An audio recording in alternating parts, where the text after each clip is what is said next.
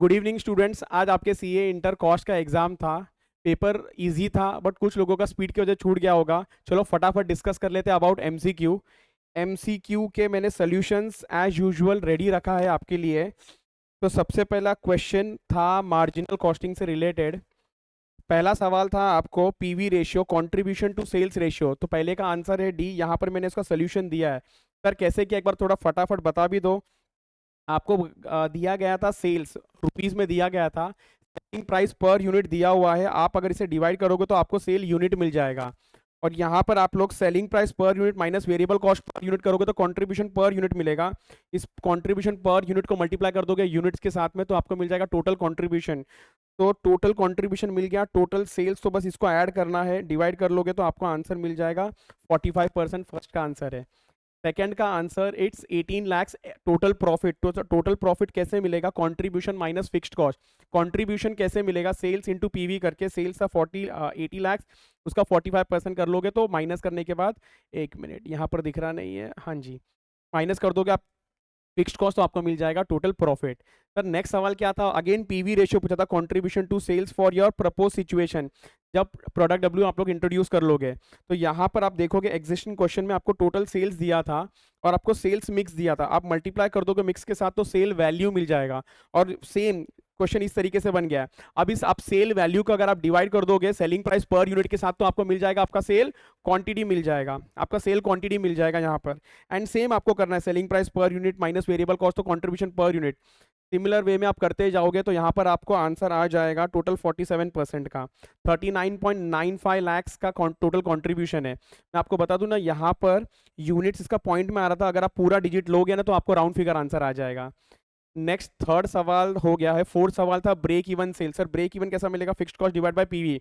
Fixed cost था 18.8 lakh divide by 47%, 40 lakh. Next था total profit निकालना है आपको, सेम टोटल प्रॉफिट का कंट्रीब्यूशन माइनस फिक्स्ड कॉस्ट करना है, आपको आंसर आ जाएगा 21.15 लाख।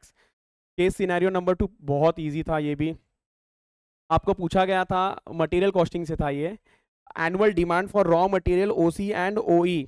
तो यहाँ पर अगर आप देखोगे तो सबसे पहले सवाल में दिया गया था आपको average quarterly demand of total market. Sir total market का डिमांड, वो भी क्वार्टरली डिमांड है ये 3125, मल्टीप्लाई बाय 4 कर दोगे तो आपको मिल जाएगा total market demand which is 12,500 units. पर पूरा हम नहीं बेचते, इसमें से जो हमारी कंपनी वो सिर्फ कितना शेयर रखती है, 8%।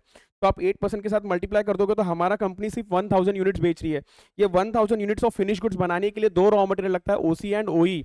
4000 केजी लगेगा ओसी का और 1600 लगेगा ओई का, जिसके बेसिस पे आपका ये जो सही ऑप्शन है, यहाँ पर मैंने टिक नहीं किया है, तो ये है ऑप्शन नंबर बी।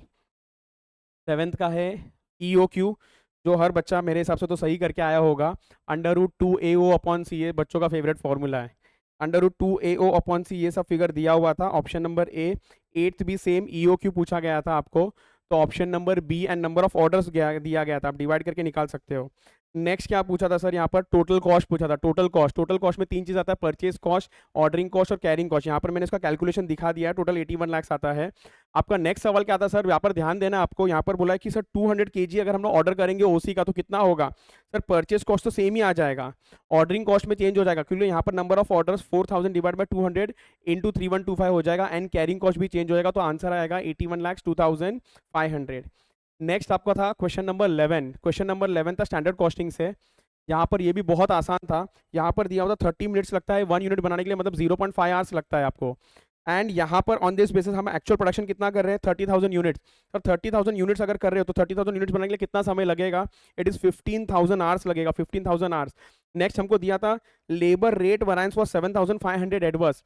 तो लेबर रेट वरायंस का हमने फॉर्मूला यूज कर लिया, standard rate minus actual rate into actual hours. हमारे पास एक्चुअल आवर्स मिल गया था, हमने यहाँ पर सब्स्टिट्यूट करके एक्चुअल रेट निकाल लिया। लेकिन ये जो एक्चुअल रेट यहाँ पर जो सवाल पूछा ना, इट इज पर यूनिट, इस पर ध्यान देना था आपको, ये पर यूनिट है, पर आर नहीं है। और जो हमको आंसर मिलता है दैट इज पर आर, तो हम लोगों को पर आर मिलता है, तो हम लोग मल्टीप्लाई बाय 0.5 कर देंगे तो 25.25 मिलेगा, सही आंसर। 12th वाला 12th वाला था job costing related, job costing related था यहाँ पर। What is the percentage recovery, बस ये फॉर्मेट आपको फिल करना है। इस फॉर्मेट के अंदर आपको सेल्स दिया हुआ है, सर प्रॉफिट का यहाँ पर परसेंटेज ना 25% ऑन कॉस्ट है, मतलब 1/4 ऑन कॉस्ट, मतलब 1/5 ऑन सेल्स। प्रॉफिट मिल जाएगा, आप माइनस करोगे तो टोटल कॉस्ट मिल जाएगा। और यहाँ पर एक सेंटेंस ने दिया है कि admin overheads is 25% on factory cost, मतलब ये ऐड करोगे तो ये 125 हो जाएगा। तो हमने इसको डिवाइड बाय 125% कर दिया तो सीधा फैक्ट्री कॉस्ट मिल गया। उसके बाद आपने मटेरियल और वेजेस माइनस कर दिया तो balancing figure was factory overheads. और आप इसको डिवाइड करके देख लोगे कि कितना परसेंट है, तो आंसर आ रहा है आपका 45%, 12th का आंसर। 13th भी बहुत आसान था। यहाँ पर बोला है कि एक शर्ट बनाने के लिए 15 मिनट लगता है, एक शर्ट बनाने के लिए 15 मिनट लगता है और rate is 65 per hour. 480 dozen, 480 dozen shirt नहीं दिया, 480 डजन दिया है।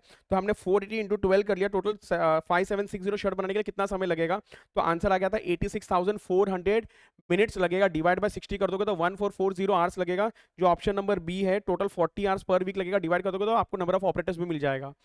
Next question number 14, question number 14 again material costing से था, आपका फीफो लीफो वाला।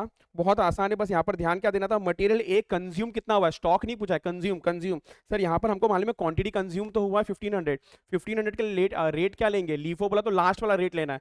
लास्ट वाला मतलब सबसे पहले 56 वाला जाएगा, तो 600 इंटू 56, और जो बच गया इसमें से, जो बच गया इसमें से 900 यूनिट्स को लगेगा रेट 55 का, तो इस तरीके से आंसर आ जाएगा 83,100। क्वेश्चन नंबर 15, क्वेश्चन नंबर 15 में पूछा है टोटल स्पेयर पार्ट्स का कॉस्ट क्या होगा। बहुत ही आसान था ये तो, आपको मटेरियल ए का कॉस्ट मालूम है 40,000, बी का कॉस्ट मालूम है 60,000। यहाँ पर बोला है that is increase in 15% in the price of spare parts of both the machine.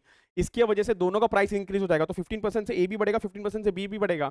लेकिन और एक चीज बोला है that is increase in 25% in the consumption of spare parts for machine B. तो यहाँ पर सिर्फ मशीन बी का इंक्रीज होगा, बस ऐड कर लोगे तो आपको आएगा फर्स्ट का 46,000, नेक्स्ट आएगा 86,250, तो टोटल कॉस्ट आ जाएगा 1,32,250।